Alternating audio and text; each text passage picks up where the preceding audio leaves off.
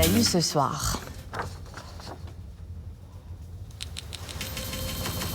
Covid-19, les indicateurs des dernières 24 heures, 950 nouvelles contaminations, 32 décès. Pour pallier à cette situation, le vaccin est plus que jamais une source d'espoir.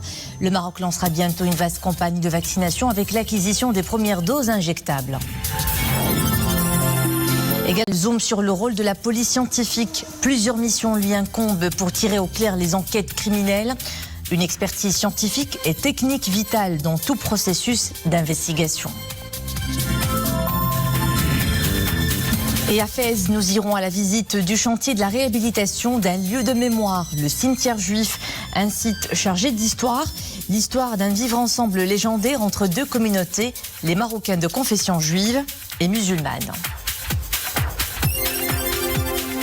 Et ce soir, j'ai le plaisir d'avoir sur ce plateau Mouna Oudrili, professeur au laboratoire de biotechnologie de la faculté de médecine et de pharmacie de Rabat. Merci professeur d'avoir répondu à notre invitation. Merci. D'abord, ce message de condoléances adressé par Sa Majesté le roi Mohamed VI à la famille de feu Mohamed El Wafa, décédé hier dimanche. Dans ce message, le souverain dit se remémorer avec estime les qualités louables du regretté, notamment celles de dévouement et de loyauté dont il a fait preuve au service des intérêts suprêmes de la nation dans les différentes hautes fonctions et responsabilités qu'il a occupées avec compétence. Outre son patriotisme sincère, sa fidélité indéfectible au glorieux trône à Alavite et son fort attachement aux constantes de la nation et à ses valeurs. L'action diplomatique relative au dossier de l'intégrité territoriale du Royaume au centre d'une séance plénière tenue cet après-midi à la Chambre des représentants. Il s'agit de la séance mensuelle consacrée aux questions de politique générale. Elle a été placée sous le thème « Le bilan de l'action diplomatique en lien avec le dossier de l'intégrité territoriale et les perspectives de règlement de ce conflit artificiel ». La séance s'est tenue dans le respect des mesures préventives contre la propagation du coronavirus. Les principaux indicateurs de l'évolution de la situation épidémiologique, 950 nouvelles contaminations ces dernières 24 heures, 1515 nouvelles guérisons recensées et 32 décès. Le taux de létalité s'établit toujours à 1,7%. Pour ce qui est des cas sévères ou critiques recensés dans les différents établissements hospitaliers, eh bien, il s'élève à 1196. 86 nouveaux cas de plus ces dernières 24 heures. 103 patients sont sous intubation. 666 sont sous ventilation non invasive. Le taux d'occupation des lits de réanimation Covid est de 38,5%. Une situation épidémiologique qui enregistre une certaine amélioration des indicateurs, notamment du R0 qui continue de se stabiliser à 0,93. Mais pour renverser la vapeur, une seule et unique solution se profile à l'horizon, le vaccin qui intervient dans un contexte nouveau, l'apparition de nouvelles souches du Covid-19 dans de nombreux pays. Nous en parlons ce soir avec Mouna Oudrili, professeur au laboratoire de biotechnologie de la faculté de médecine et de pharmacie de Rabat. Merci encore une fois d'être avec nous. Alors, dans le cadre du projet Génoma, vous procédez notamment au séquençage des différentes souches du virus et en particulier en cette année 2020 du coronavirus SARS-CoV-2. Y a-t-il de nouvelles souches apparues au Maroc? Et c'est quoi la différence entre mutation et nouvelles souches? Ok, merci tout d'abord pour votre invitation. Donc, comme vous l'avez dit, dans le cadre du projet Génoma, on est en train de séquencer les souches de corona du SARS-CoV-2. Alors, jusqu'à présent, selon les dernières analyses, il n'y a pas une mutation vraiment qui suscite de l'inquiétude.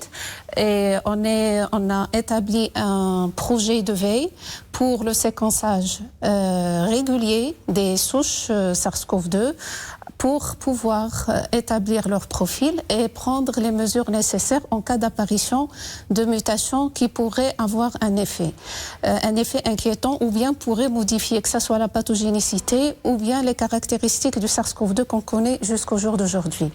Alors, une mutation, ça rentre dans le cadre de développement normal d'un virus. Les mutations sont souvent là, ils permettent au virus de s'adapter à son environnement. Alors, après accumulation d'un certain nombre de mutations qui peuvent conférer un caractère particulier à un virus, on parle d'une nouvelle souche. Mais les mutations, ils font partie du processus de réplication normale des virus.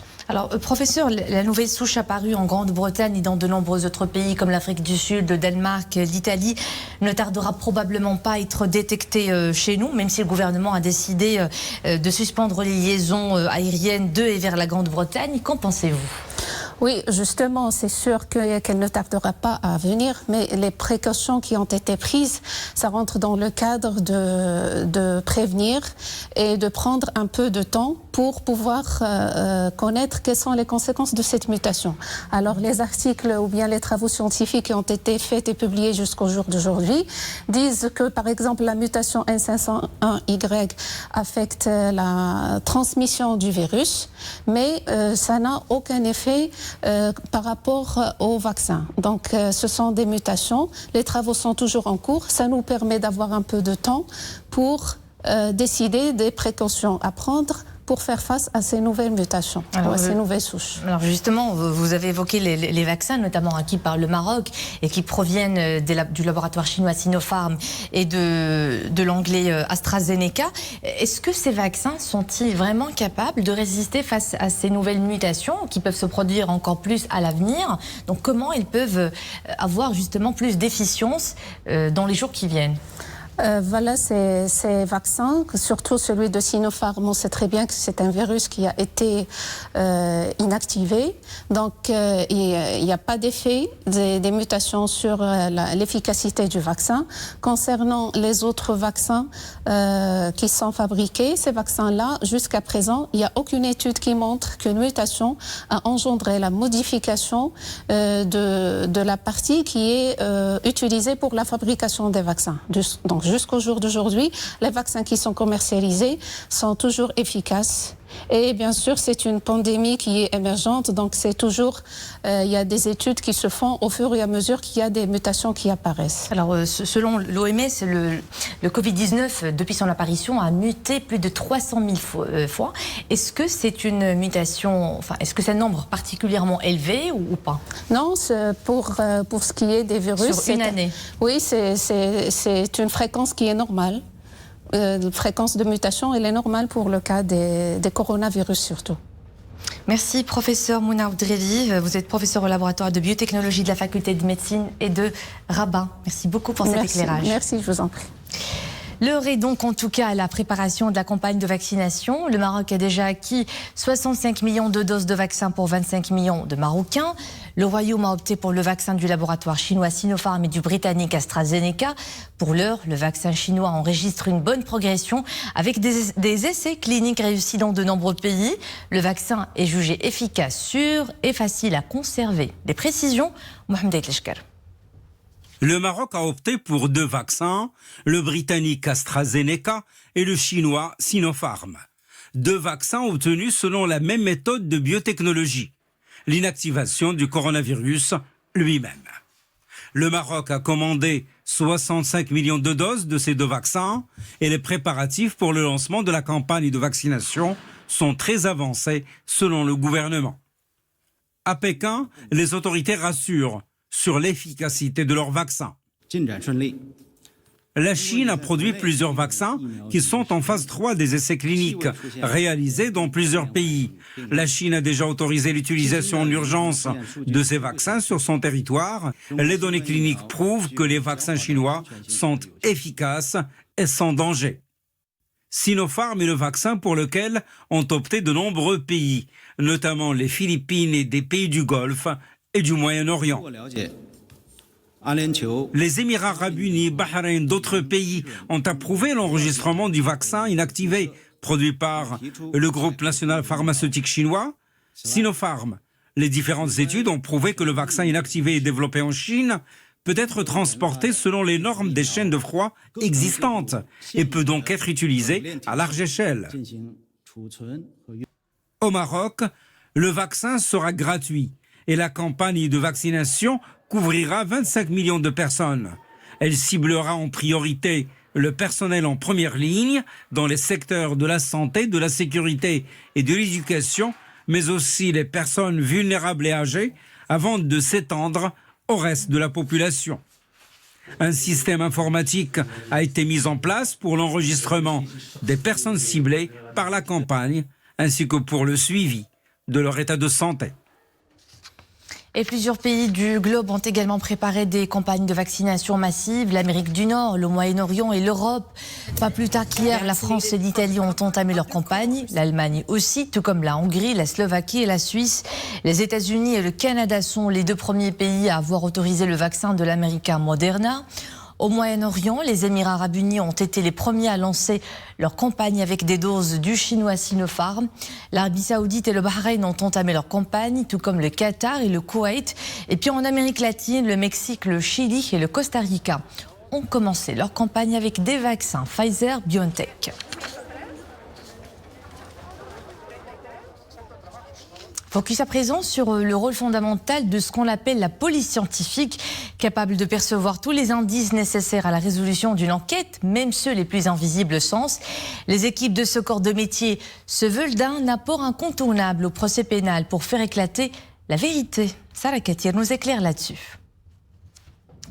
Ce box anodin contient des pièces à conviction qui seront remises au laboratoire de la police scientifique en vue d'élucider une affaire de meurtre. Et tous les indices seront nécessaires à la résolution de l'enquête. Le laboratoire foisonne de capacités scientifiques de haut niveau. Et pour l'année 2020, le bilan est des plus positifs. Pour cette année, par exemple, on a presque clôturé l'année avec 9477 affaires.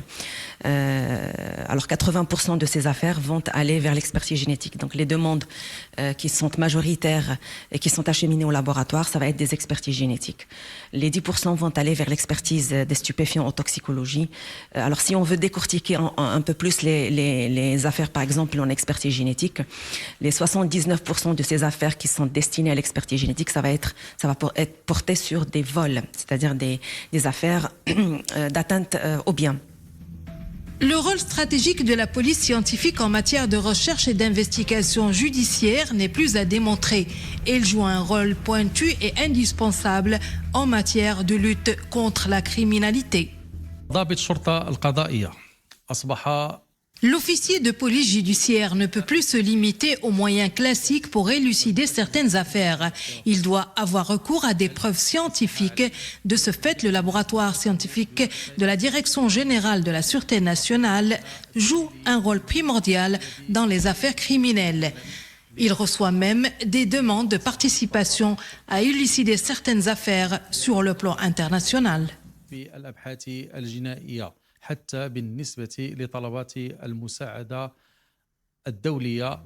L'enquête policière évolue au Maroc et se base désormais sur les progrès scientifiques et technologiques réalisés dans ce domaine. D'ailleurs, la mission de la police technique et scientifique recourt à des méthodes scientifiques pour présenter à la justice des éléments et des preuves irréfutables et crédibles en vue de prendre la décision appropriée. Un webinaire organisé par l'autorité de contrôle des assurances et de la prévoyance sociale pour répondre aux questions du grand public liées à l'assurance. Animé par visioconférence, l'événement a pour objectif de sensibiliser les utilisateurs sur les aspects importants à connaître, notamment les droits et obligations des souscripteurs d'assurance. On y voit un peu plus clair dans ce sujet de Abdel Yad et Zakaria Mokrimbillah. Ils se sont donné rendez-vous par visioconférence pour traiter des questions les plus fréquentes en relation avec l'assurance. Une centaine d'internautes de différents âges et professions assistent à ce webinaire d'information et de sensibilisation. Assurance auto, multirisque habitation, différents types d'assurances sont passés en revue.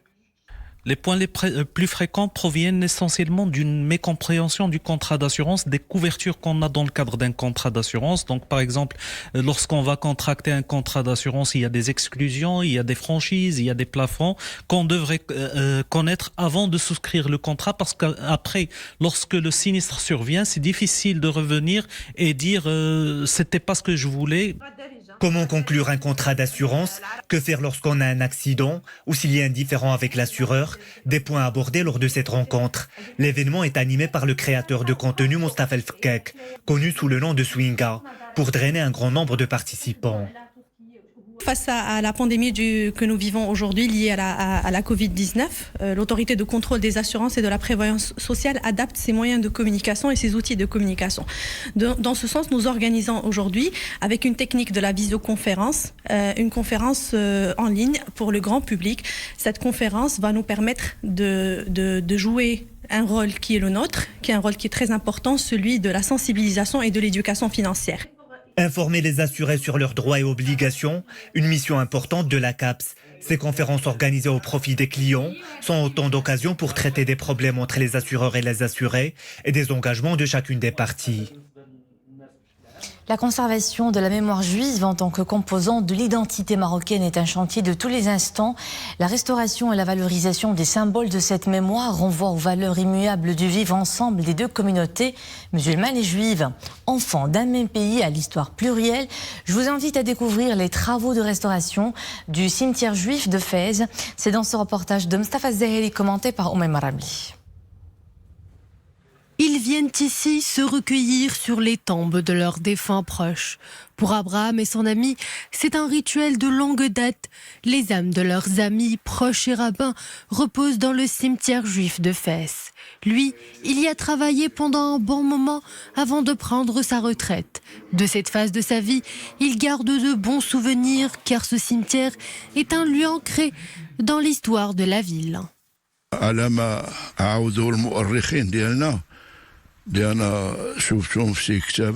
L'histoire de ce cimetière est assez particulière.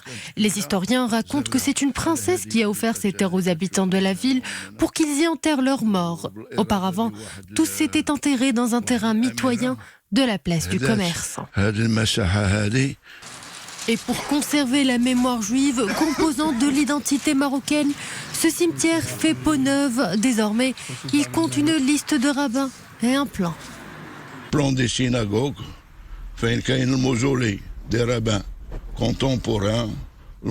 Sur ce plan figure l'emplacement des différentes synagogues et une liste de tous les grands rabbins fassis enterrés ici. Cela facilite énormément la tâche aux personnes qui viennent se recueillir sur les tombes. La restauration des symboles importants de cette mémoire commune est en lien avec les valeurs immuables du vivre ensemble entre juifs et musulmans sous nos cieux. Voilà, donc c'était l'essentiel de l'actualité de ce lundi. D'autres titres de l'actu à 21h avec Mohamed Reda Lavidi. Demain.